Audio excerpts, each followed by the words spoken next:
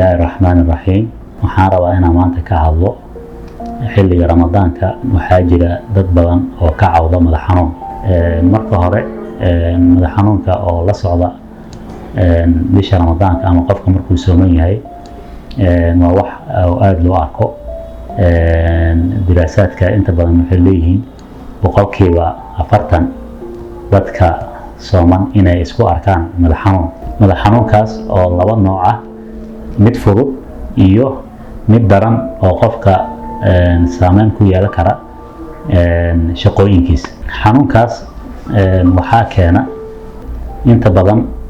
laba ama saddex shay oo badan muddo koowaad waxa waaye qofka maadaama uu sooman yahay sokorta jirkiisa xoogaa levelkii la rabay inay hoos ugu dhacdo taas way keeni kartaa midda kale waxaa keeni karo maadaama qofka maalmaha caadiga uu bartay inuu uu cabo waxyaalaha cabitaanada ay ku jiraan kafeeyinka sida shaaha ama kafeega ama qaxwada qofka marka hadduu waayo maadadaas qofka wuxuu isku arki karaa madax xanuun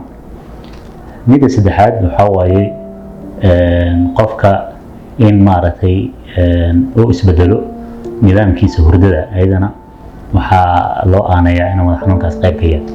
maxaa kula gudboon haddaad isku aragto madax xanuunka noocaasa horta marka hore ogaaw madax xanuunka noocaasa ma aha wax khatar ah qofka markuu afoona inta badan madax xanuunka uu ka baabaa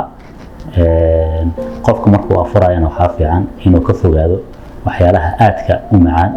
oo jirka ama sokorta dhiigga hore ka qaadayo haddana hore ka soo dejinayo waxaa fiican cuntooyinka oo maaragtay